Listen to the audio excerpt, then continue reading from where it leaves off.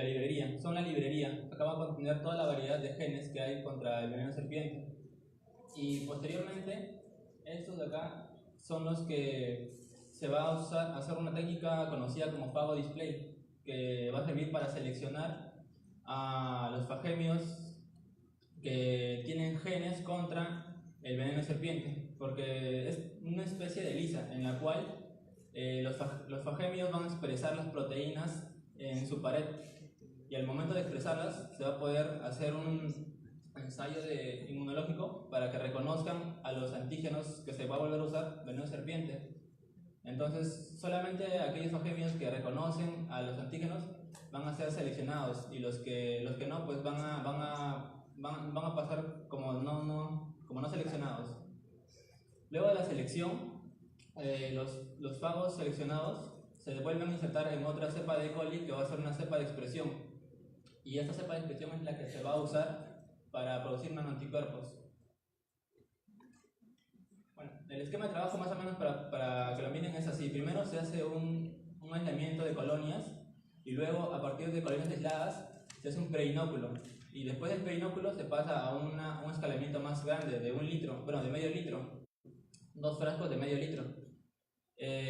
Luego lo que se tiene que hacer con esto es una inducción por IPTG. El IPTG es un inductor que ayuda a activar genes que contienen a los genes nanoanticuerpos o genes VHH. ¿Por qué? Porque en la creación de estos genes se ha incluido una porción de un operón LAC, que es un promotor para poder ser inducido por IPTG. Acá tenemos el esquema del gen del VHH, su construcción. Tiene al promotor LAC, al gen mismo de la proteína del anticuerpo, una secuencia HA, que es una secuencia de antígeno para reconocimiento por un kit comercial, y una cola histidina para la purificación posterior. La cola histidina va a servir para unirse a residuos de níquel, que posteriormente va a servir para la purificación, y una secuencia G3P para que sirve cuya función principal es poder infectar a las bacterias de E. coli.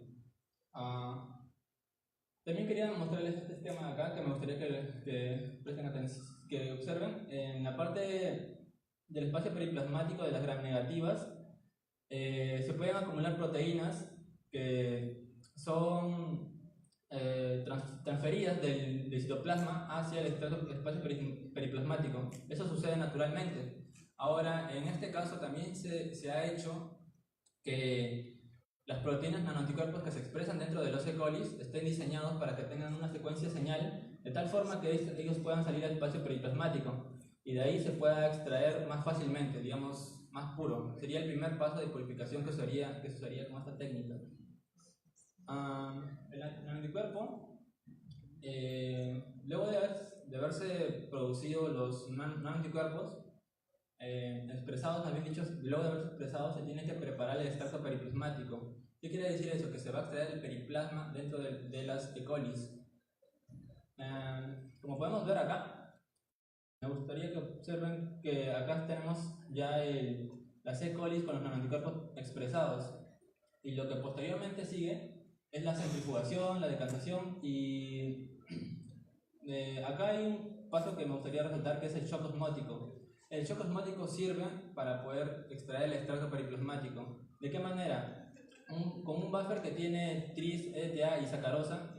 El componente más importante es la sacarosa en este caso, porque la sacarosa va a dar el nivel, o reduzca drásticamente y se produzca el shock osmótico en frío. Lo que eso logra es que a partir de eso el periplasma salga de las células y se extienda hacia la parte del medio y sea más fácil de extraer. ¿Cómo? Con una centrifugación simple. Ahora lo que queremos es el sobrenadante, porque el sobrenadante, ahí están los nanobodies, los nanoanticuerpos. Y esto de acá es lo que se colecta para los siguientes pasos de purificación. Los pasos de purificación se realizaron por resina de níquel. Primero se se acomodó la columna, en la columna se puso la resina de níquel hasta que se asentara, y una vez que la resina estaba asentada se pasó todo el volumen de los nanoanticuerpos del extracto periplasmático que se extrajo y se empezó a colectar un mililitro, y una vez que pasó todo eso, en la resina de níquel se quedan las proteínas que tienen la etiqueta de una cola de 6 cistidinas. En este caso serían los nanoanticuerpos.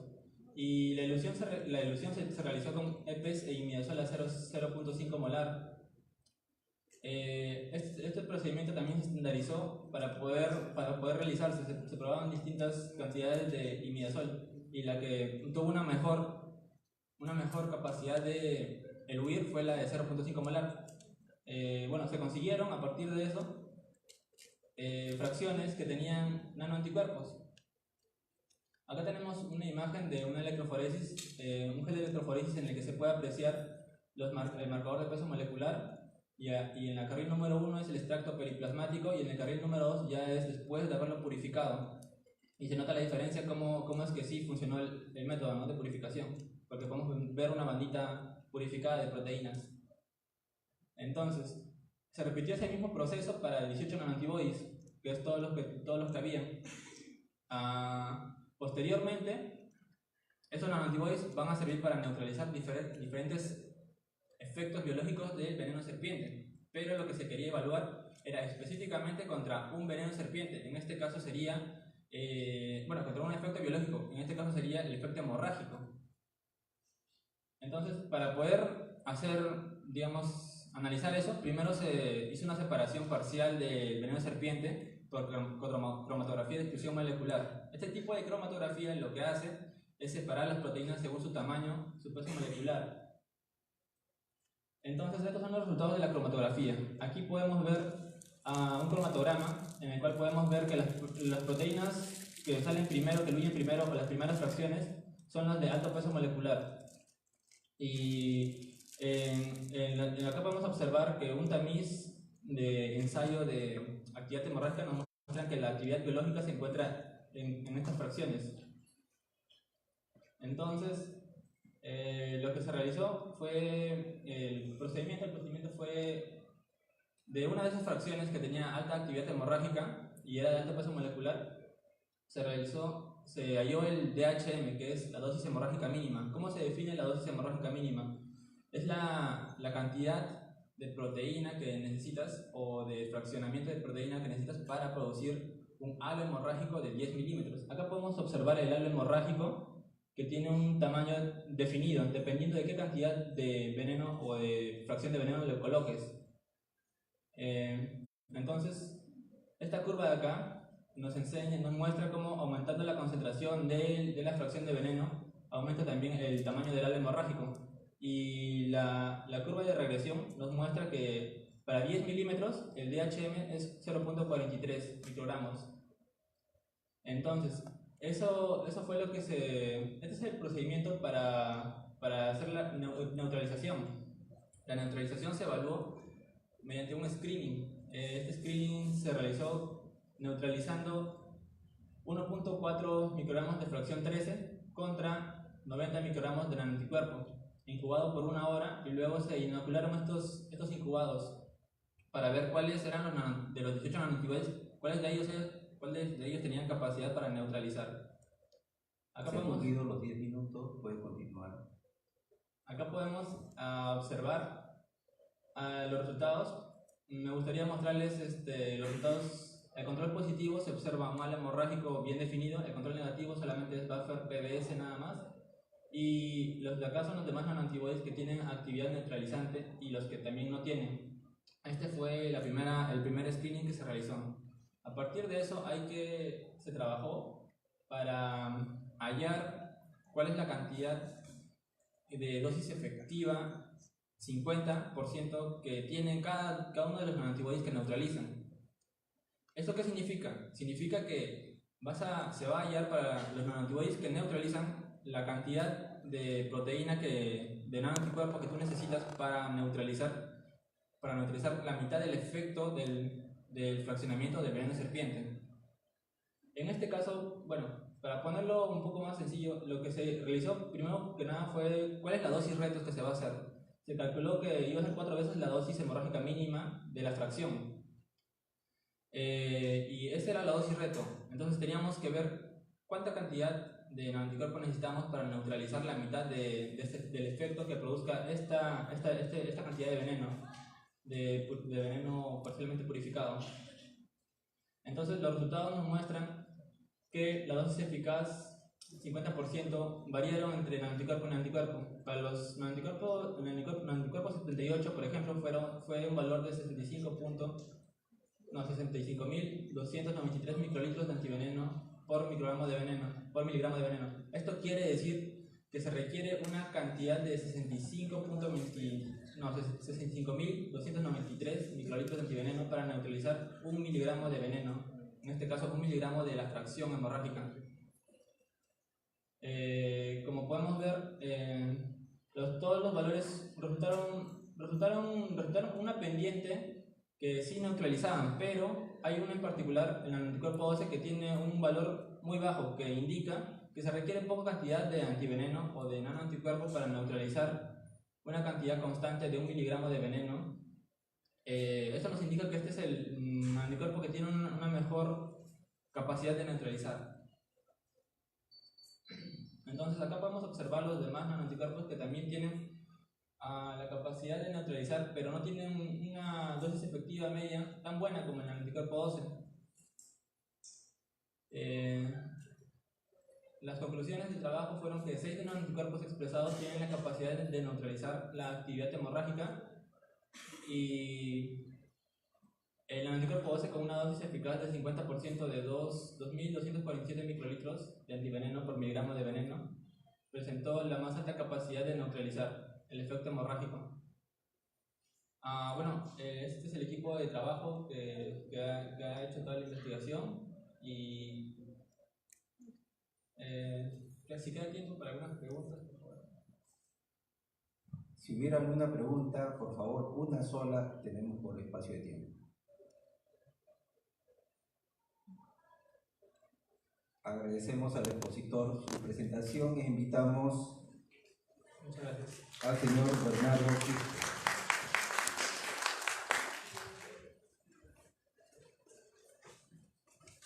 Bien, entonces a continuación se dará la ponencia del tema Evaluación citotóxica del extracto de aceite esencial de Lipia alba en célula Vero 76 y C636.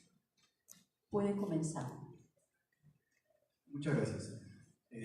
Buenas tardes con todos. Bueno, mi nombre es Bernardo Esteban Quispe Bravo, y en esta oportunidad les voy a venir a exponer acerca de la evaluación citotóxica del extracto de aceite esencial de Lipia alba en célula C636 y Vero 76. Bueno, para empezar, Lipia alba viene a ser un arbusto aromático, de por sí tiene una amplia distribución, no solamente en Sudamérica, sino también en la parte de América Central, América del Norte, y también en algunos puntos de Asia y en otros puntos de Europa. El extracto de aceite esencial de por sí ha tenido un montón de indicios fenobotánicos, ya que se le atribuye un montón de propiedades, ya sea antifúngicas, antibacteriales, antiprotozoarios, etc.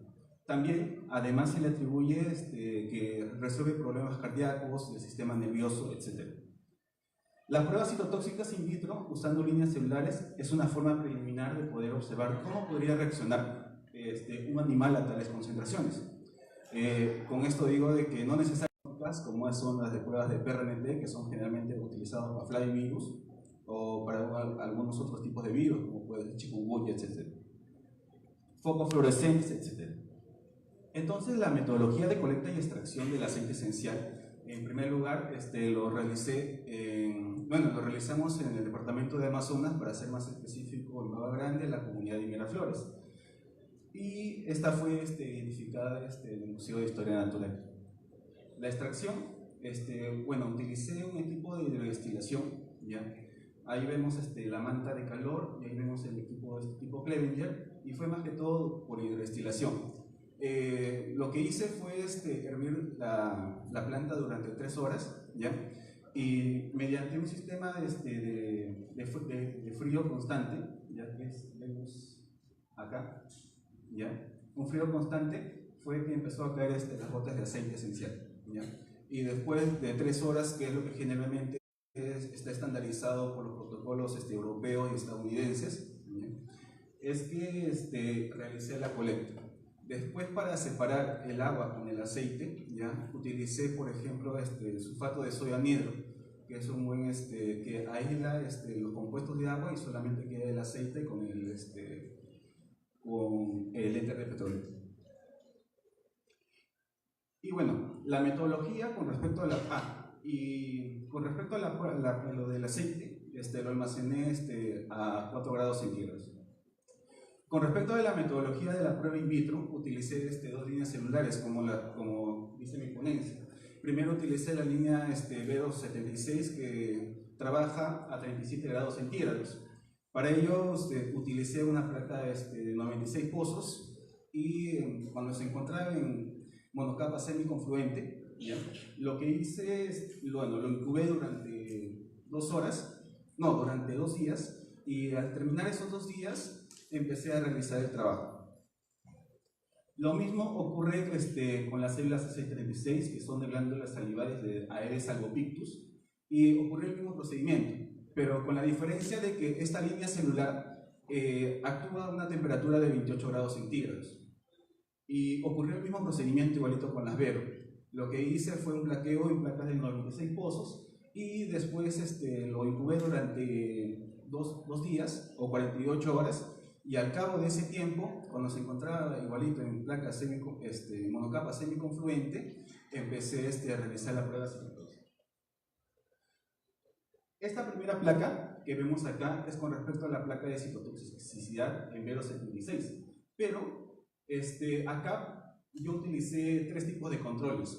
Uno, el control de twin, etanol y aceite, para poder diluir bien el aceite, porque si es que observamos en este C3, nosotros podemos observar 3 fondos. No es que me haya equivocado, sino que lo que sucede es que el aceite esencial, al mezclarlo solamente con el medio de mantenimiento, lo que hace es no mezclarse, no se llega a mezclar.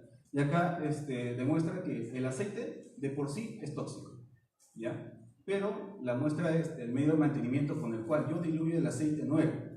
Entonces busqué alternativas, ¿ya? Y según bibliografías, encontré que al mezclarlo con twin y etanol, el aceite esencial, logra mezclarse, y eso es lo que nosotros podemos observar acá, en todas las diluciones que se pueden ir observando acá. Entonces, siempre cuando realizamos unas pruebas in vitro con placas celulares, siempre nosotros debemos tener el control de células, que es esto, y después nuestros controles, ¿ya?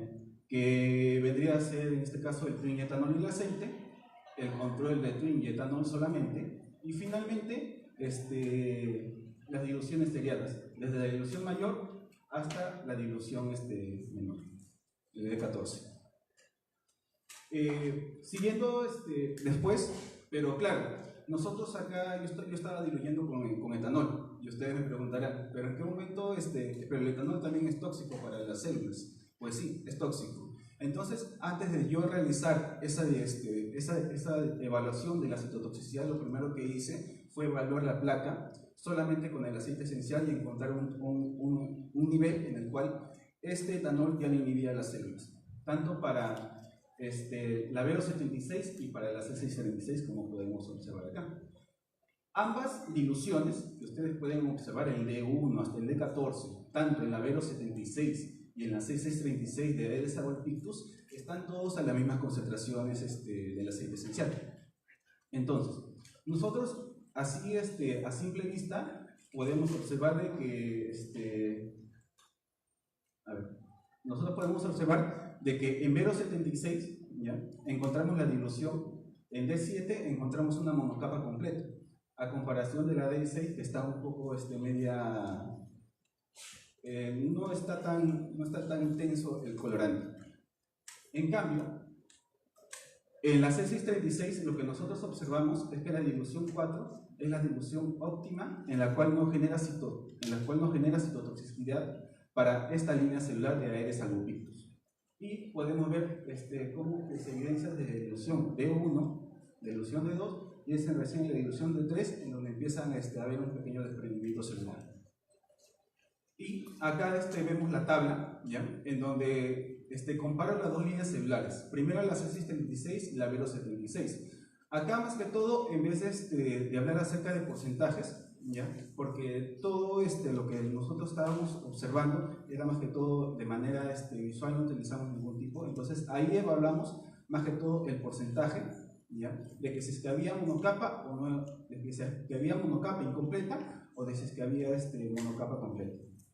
Entonces, de los resultados que me logró arrojar todos ellos, podemos observar acá que la C636 tiene una mayor resistencia ante el aceite esencial y la Vero76 tiene un crecimiento así paulatino, ¿ya? Hasta que alcanza el punto de corte, ¿ya? Que viene a ser el 100% de monocapa en este caso.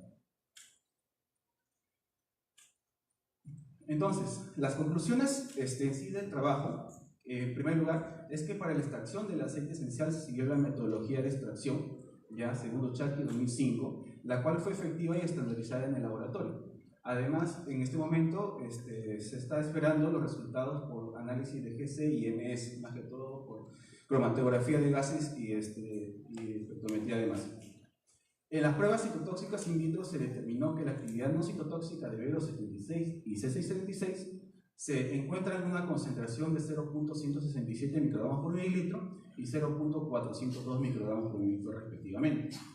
Además, como ya les mencioné, la C636 tiene una mayor resistencia citotóxica a comparación de la Vero76. Y por otro lado, según bibliografías que estaba revisando, por ejemplo, los reportes que realizaron en Colombia, Brasil y Argentina, de los cuales yo me estoy validando esta investigación, ¿ya? Es que que la lipia peruana tiene una mayor actividad citotóxica con respecto a la línea Vero76, porque hasta ahorita solamente solamente habían hecho evaluaciones en línea Vero76. ¿Por qué? Porque después de estas pruebas, ¿ya? De evaluar la citotoxicidad, lo que se hace es una prueba adicional que viene a ser la prueba de inhibición de placas o prueba de PRNT, que es una prueba de pol estándar para lo que vienen a ser los flavídeos. Y finalmente, es que actualmente se están realizando pruebas antivirales de la aceite esencial de contra flavivirus, como ya lo estaba mencionando. Y acá es lo que les estaba mostrando. Esta es una placa que estamos realizando, ¿ya? En donde acá vemos el Working Solution, ¿ya? Y encontramos acá, por ejemplo, 13 placas contantes. Y acá vemos la actividad antiviral de la aceite esencial, en donde hipotéticamente es a partir del 100%, o sea, es inhibitorio. Y finalmente, los agradecimientos al Vicerrectorado de Investigación y Posgrado de la Universidad Nacional de San Marcos, que han financiado este proyecto, ¿ya?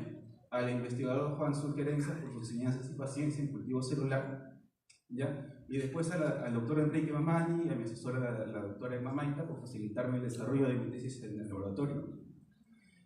Y a la doctora Collantes por el asesoramiento en la extracción del aceite. Y finalmente a mis compañeros de laboratorio, su apoyo, a Nicole, a Dylan, a Brenda, a Rubén, a Javier. Bueno, es todo. Muchas gracias.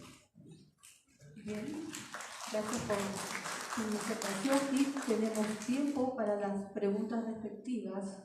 No sé si tienen alguna pregunta, por favor, o algún comentario.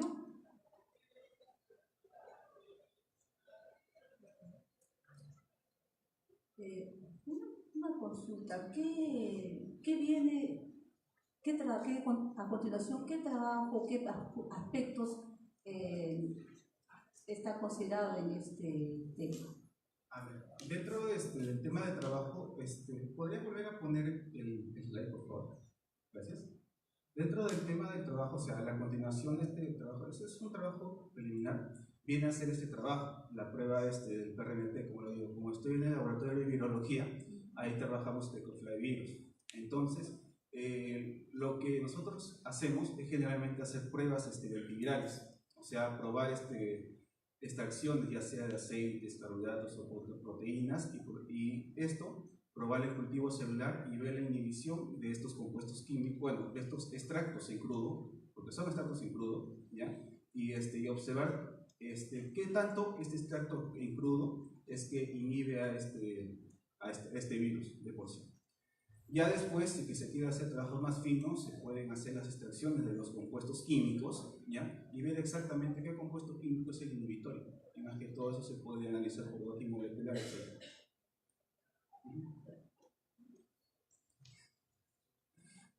Vamos a hacerte también una pregunta.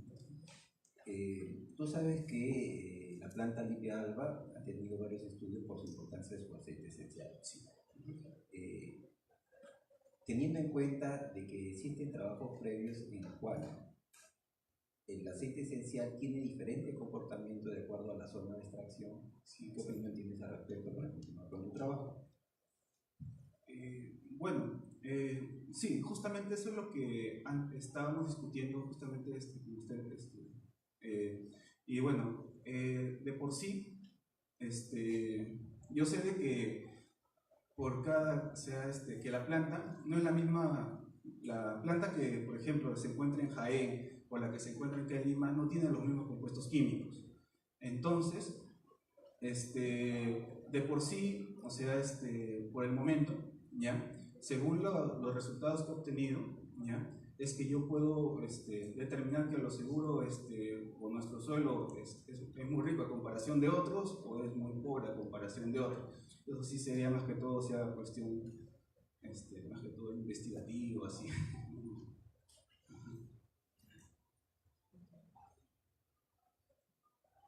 Bien, ¿alguna otra pregunta? Ok, no ha habido más preguntas, agradecemos su presentación.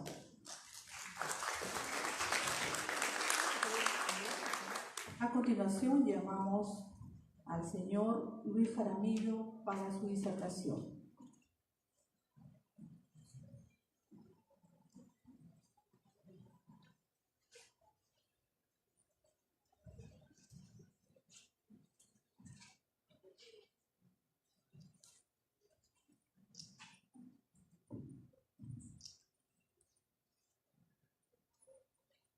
El tema a tratar es modificación de macrófagos vía edición genómica del gen CXCR4 y su efecto en cáncer de mama metastásico.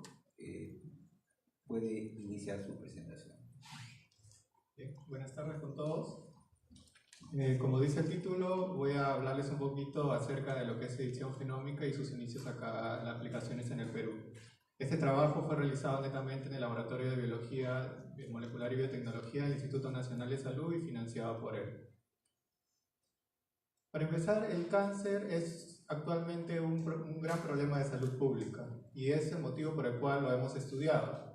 Aproximadamente existe en un reporte del año 2012 por la institución Globocam alrededor de 14 millones de casos nuevos de cáncer. De estos, los 2/3 de personas que padecen este tipo de cáncer han muerto, representando alrededor del 13% de todas las muertes alrededor del mundo. ¿Cuáles son los tipos de cánceres más prevalentes a nivel mundial? Como ustedes pueden observar, en el lado izquierdo se encuentran los cánceres prevalentes para las mujeres, en el cual existe una tasa de incidencia mucho mayor en lo que es cáncer de mama. Y para lo que es varones existe mayor prevalencia en lo que es cáncer pulmonar.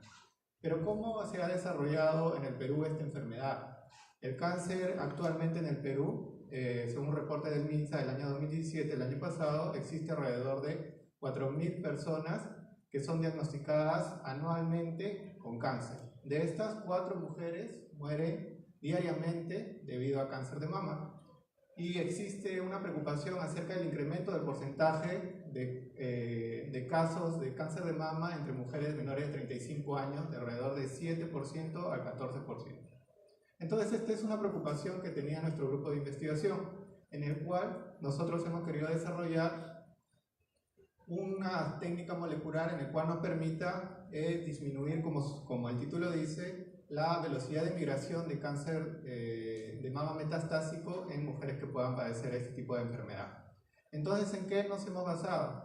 Que existen células llamadas macrófagos que son asociadas a tumores y son descritas como en la bibliografía como células TAM. Estas células TAM tienen diferentes tipos de aplicaciones, sin embargo, estas células TAM tienen una función se puede decir principal en lo que es la migración, proliferación de células tumorales. Como ustedes pueden observar, específicamente para lo que es la función de metástasis y nicho de células premalignas, existen diferentes derivados de las células TAM, los cuales van a generar una migración, una proliferación de las células tumorales, como por ejemplo quimiosinas, factores de crecimiento transformantes, o también diferentes tipos de factores de crecimiento endotelial vascular. Este tipo de factores van a generar que macrófagos que se encuentren situados en otros órganos de la persona que tiene cáncer, reclute o haga migrar las células tumorales hacia esos focos donde se encuentran estos macrófagos u otros órganos. ¿Okay? Pero también existen otras aplicaciones de las células TAM, las cuales participan en la promoción e iniciación del cáncer, en la supresión inmune y en la angiogénesis. Debido a las funciones principales de este tipo de células, se han utilizado en diferentes tipos de diagnósticos, como por ejemplo biomarcadores de diagnóstico de cáncer o biomarcadores de pronóstico de cáncer. Para lo que es target terapéuticos de cáncer, se ha utilizado como haciendo una programación o reprogramación de estas células o de estos macrófagos para poder editar su composición genética y así poder evitar a su vez que puedan unirse a otros tipos de células tumorales. Y específicamente en este estudio se ha utilizado o se ha estudiado una ruta funcional en el cual se describe la participación de dos tipos de moléculas, ¿no? Como por ejemplo son CXCR4, que es un factor o es un receptor, y CXCL12. ¿Cuál es la interacción entre estos dos tipos de moléculas? Va a generar una gradiente, el cual va a permitir que las células tumorales puedan ir migrando hacia otros tipos de órganos en el organismo del paciente. Pero lo interesante es que en este proyecto se ha utilizado edición genética a partir de que ustedes deben haber escuchado, una metodología CRISPR-Cas9, en el cual se utiliza un RNA guía que es complementario a la secuencia que se quiere editar, en la secuencia de ADN que se quiere editar. Y básicamente se utiliza el complejo Cas9 como enzima para poder utilizarla como tijeras o para poder cortar este tipo de fragmento, y en el cual se va a poder editar la secuencia de interés del ADN. Cabe resaltar que se necesita de una secuencia PAM para poder realizar este tipo de edición en la molécula de interés. Y básicamente este complejo va a hacer el corte y va a permitir dos cosas: o hacer una delección de ese fragmento o hacer una recombinación no homóloga para poder poner o colocar otro tipo de fragmento de ADN de interés. El objetivo de este estudio básicamente fue inhibir la expresión del gen CXCR4, el receptor, evitando así la activación de la cascada de metástasis mediante la modificación de células TAM a nivel molecular vía edición genómica. Dentro de la metodología tenemos 4 pasos. Para contarles, el primer paso o el modelo de estudio que hemos utilizado son células THP1, las cuales son derivadas o células modelo utilizadas ampliamente en estudios, este tipo de estudios, las cuales son derivadas de leucemia. Y mediante un compuesto PMA se puede transformar este tipo de monocitos a macrófagos. Y esto es nuestro modelo de estudio.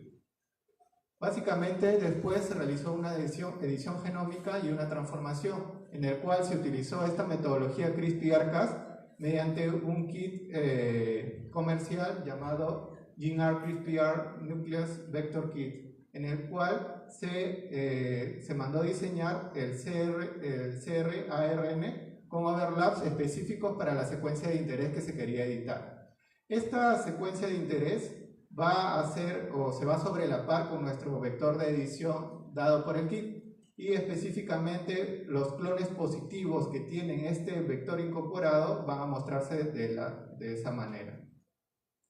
Pero ¿cómo nosotros estuvimos seguros que en realidad se dio una edición genética Lo comprobamos mediante secuenciamiento y mediante una metodología de enzima de clivaje. Básicamente, de estos tipos de clones que se realizó en E. coli competentes, se realizó mediante el compuesto lipofectamina, que utiliza lípidos catiónicos unidos a las moléculas de ADN para poder transfectar o transferir este material genético a las células THP1, las cuales queríamos editar. Posteriormente se realizó un ensayo de migración celular en el cual se utilizó un cocultivo entre los macrófagos y la edición mediante una enzima de clivaje, la cual tenemos ya un estudio publicado en el cual se ha utilizado este tipo de enzima, en la cual básicamente identifica mismatch o desapareamiento entre un tipo de fragmento de ADN con un fragmento control. Entonces, si es que presenta un SNP o un polimorfismo, esta enzima va a cortar. Como ustedes pueden observar, en algunos fragmentos presentan el corte y lo pudimos determinar mediante las cantidades de pared de base. Pero además, como le dije anteriormente, como tercer paso se hizo la medición de la migración celular, en el cual se analizó mediante microscopía diferentes tiempos de cómo iba comportándose las células MSF7 cancerígenas en cocultivo con los macrófagos TAM. Y se analizó hasta 48 horas, mostrando, identificando la migración de células mediante un corte para poder unirse cada vez más hacia la parte central. Entonces, ¿cuál es nuestro resultado a partir de este tipo de migración? Nosotros encontramos que en moléculas, en macrófagos editados, que estaban en cocultivos con MSF7, se observó una menor velocidad de migración de estas moléculas MSF7, variando entre un 10 o un 20% de menor velocidad de migración. Y por último, realizamos la cuantificación relativa mediante metodología PCR Real-Time, en el cual utilizamos la cuantificación relativa por el método de comparación de CT. ¿Okay? Básicamente, lo que nosotros hemos utilizado es este tipo de ecuación para poder determinar cuán más o cuán menos se está expresando nuestras moléculas editadas a través de la cuantificación relativa. En lo que hemos encontrado es que nuestro control son los macrófagos sin editar en cocultivo con las células MSFH y con las células cancerígenas MSF7 en cocultivo con las células editadas muestran una menor cantidad de expresión génica para cada uno de los 4 genes que hemos analizado: CXR4, CCL12, PI3K y MAPTK, que participan en la cascada de metástasis. Esta es una prueba inicial para lo que es este tipo de edición genética en lo que es. La primera conclusión es que se realizó con éxito la modificación de macrófagos TAM vía edición genómica, la cual fue confirmada porque podemos notar, obtuvimos reportes en el cual se realizó la inhibición de la expresión de este tipo de gen, este tipo de receptor, y por lo tanto la posterior inactivación de la cascada de metástasis. Y básicamente se confirmó también el efecto CXR4 en lo que es la migración celular de las células tumorales, que nuestro modelo es MSF7, y disminuyó la expresión génica de CXL12, MAPK y PI3K. Básicamente este estudio ha sido realizado en el Instituto Nacional de Salud y se agradece a todos los colaboradores investigadores. Gracias. Está abierto para un par de preguntas.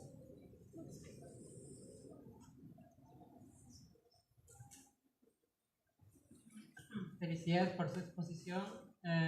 Lo que le voy a preguntar es algo más de noticias en ciencia. Si se habrá enterado, hace poco salió una noticia, no sé qué tan cierta sea, de que el CRISPR genera ciertas modificaciones deleterias en el genoma, aparte no sé si se habrá escuchado y si tiene mayores alcances al respecto.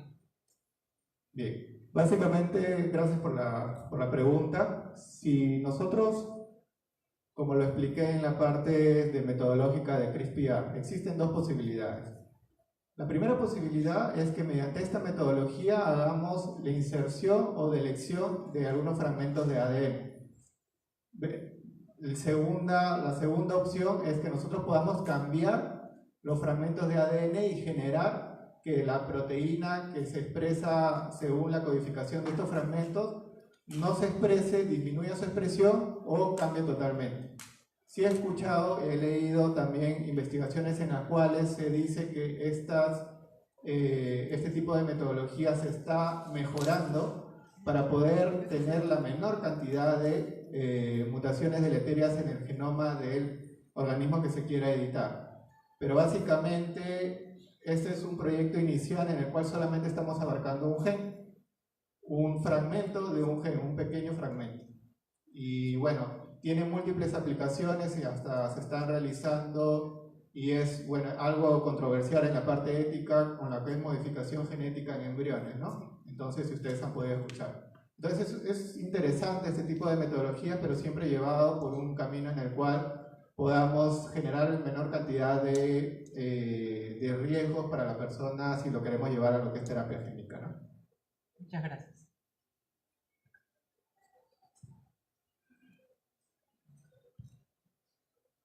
¿Alguna última pregunta? Bien, si no es así, agradecemos la exposición. Con un aplauso, por favor, para el joven expositor. Invitamos al siguiente expositor, Carlos Neira,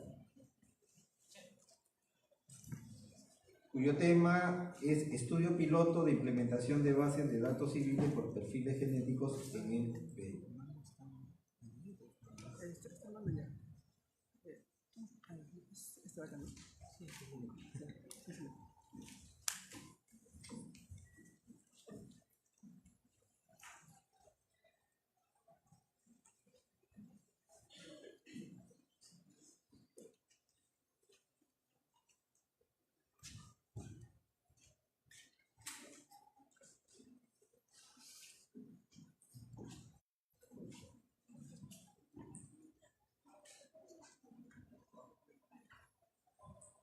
¿Sí?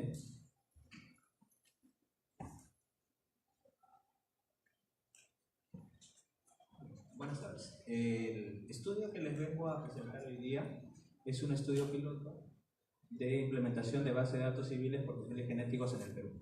Está bien, ese estudio piloto lo hemos desarrollado de manera conjunta entre el RENIEC, el Laboratorio de Genética Humana de la Universidad de San Marcos, con la colaboración del Ministerio Público y de un hospital, el Hospital Lanfranco Laos.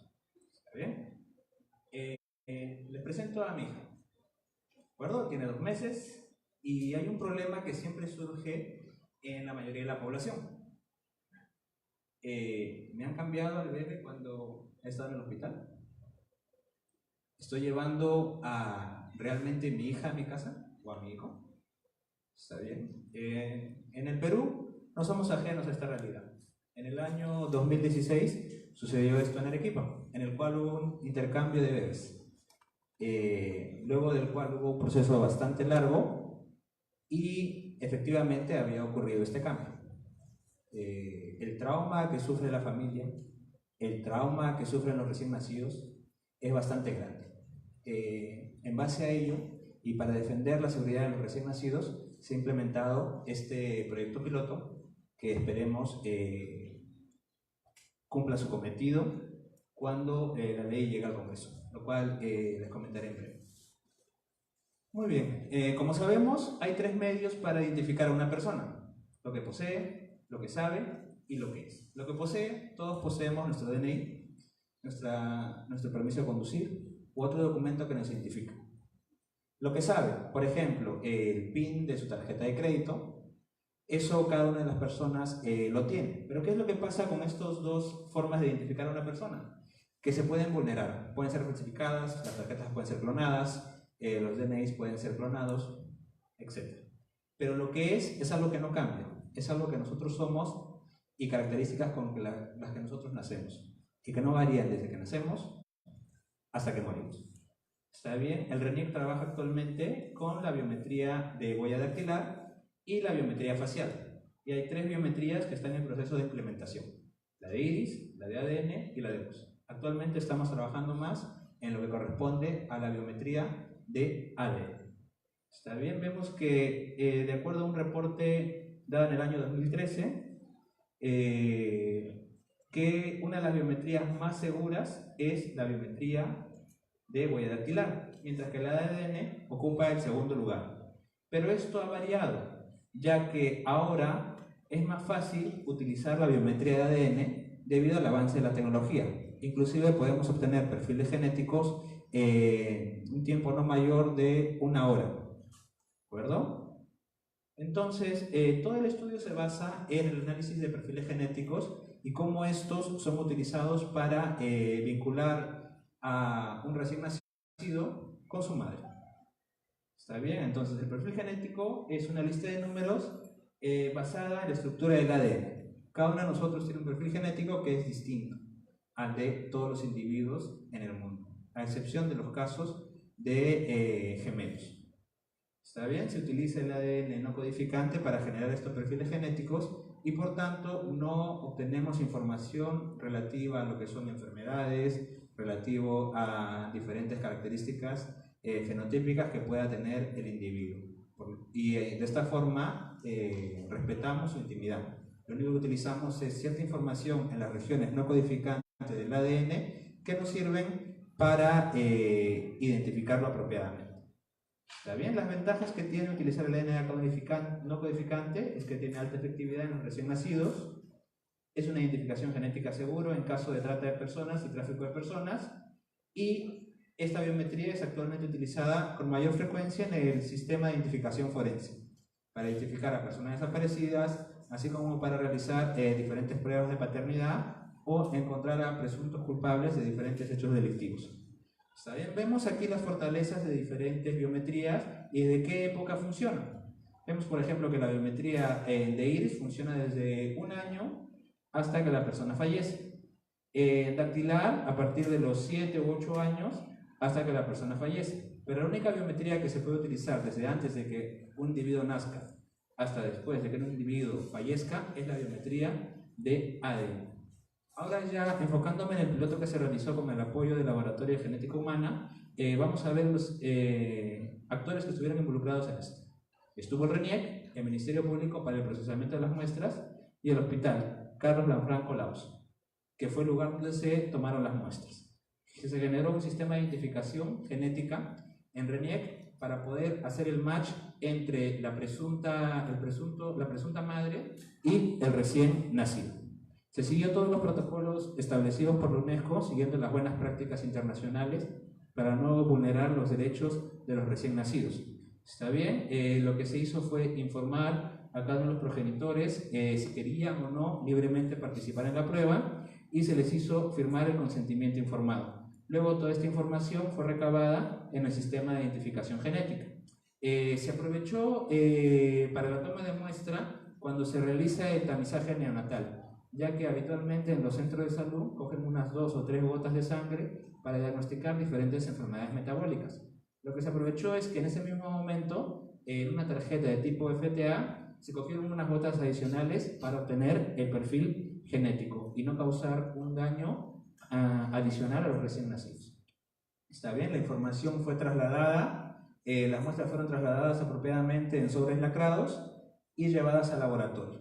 En el laboratorio, lo que se hizo fue obtener los perfiles genéticos que son actualmente validados por el NIS, que es una entidad internacional que valida que estos marcadores moleculares puedan ser utilizados a nivel mundial. Seguimos los mismos parámetros que usa tanto el FBI como se usan en cualquier parte del mundo para que nuestro estudio piloto tenga validez. ¿Está bien? Se diseñó o se obtuvo el perfil genético y se disoció de la identidad. Teníamos por un lado el perfil genético y un código alfanumérico que vinculaba a este perfil genético. Y luego lo que se hizo fue este código alfanumérico vincularlo a los datos personales de la persona.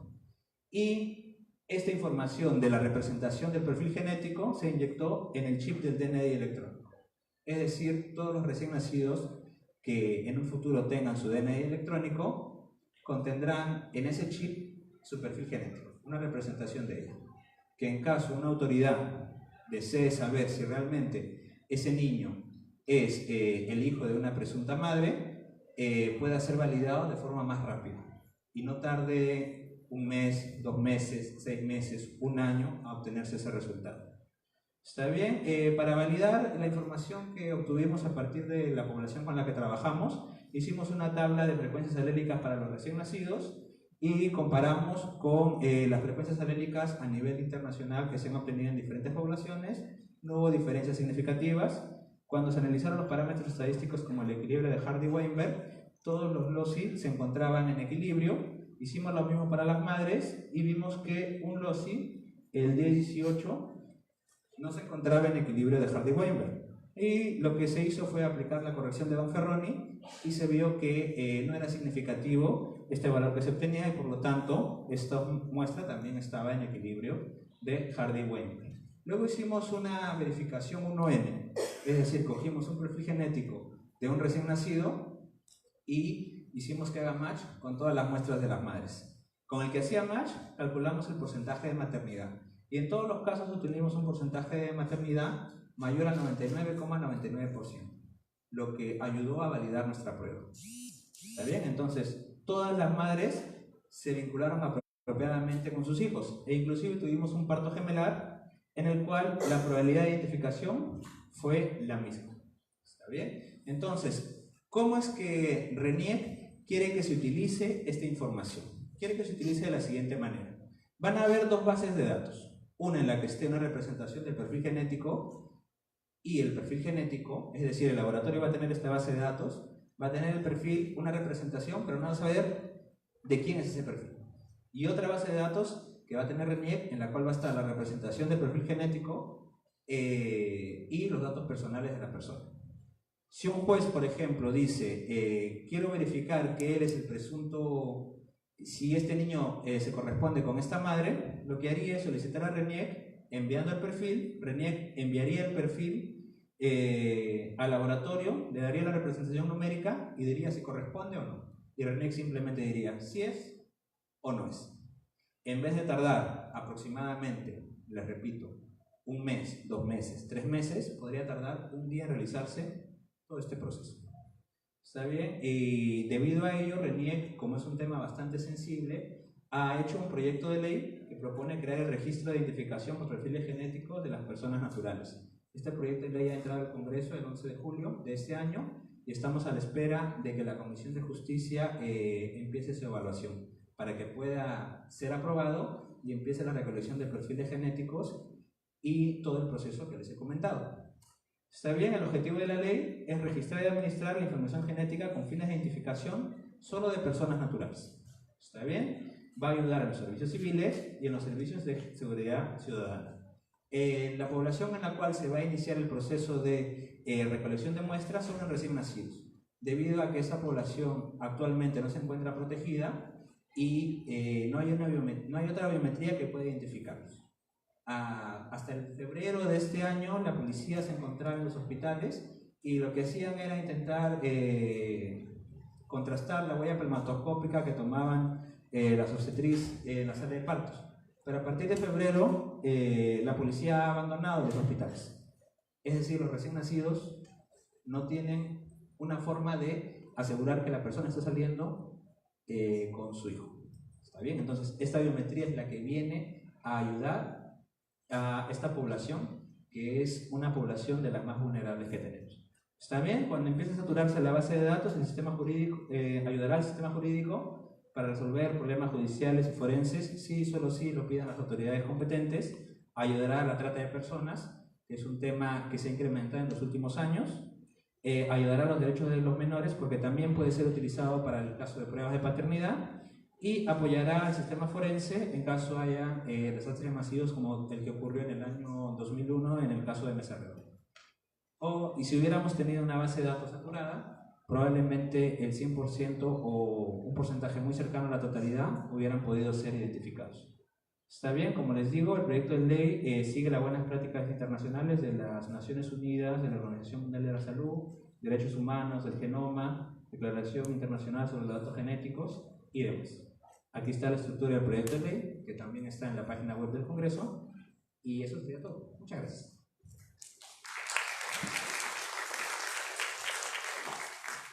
Tenemos tiempo para algunas preguntas.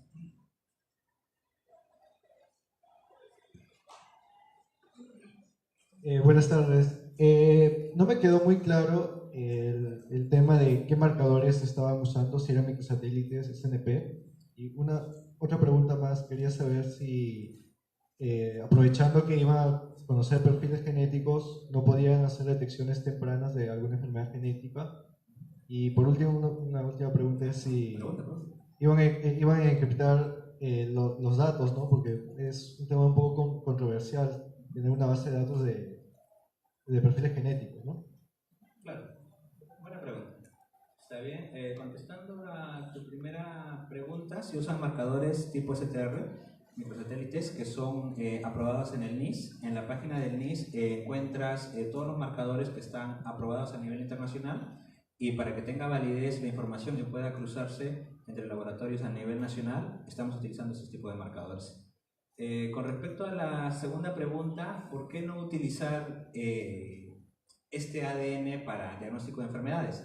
Si hacemos eso, vulneraríamos la intimidad de la persona.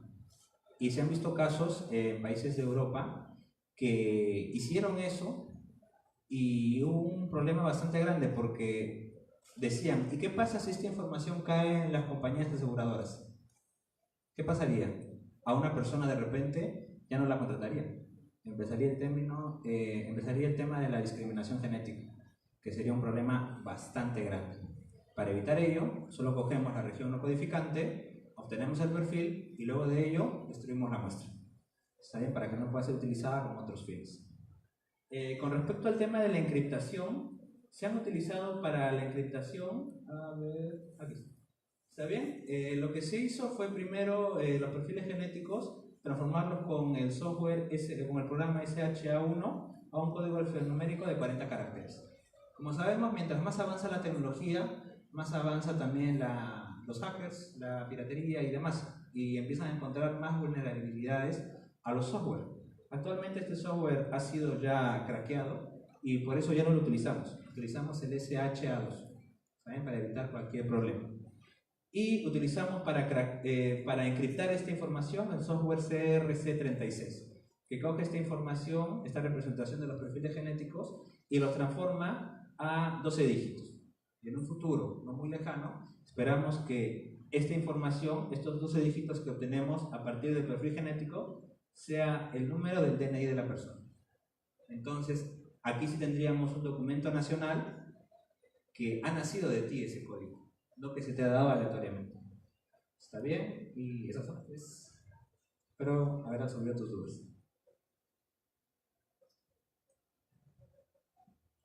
¿Alguna consulta o intervención más? Bien, agradecemos al doctor Carlos Neira por su exposición. Aplausos por su presentación.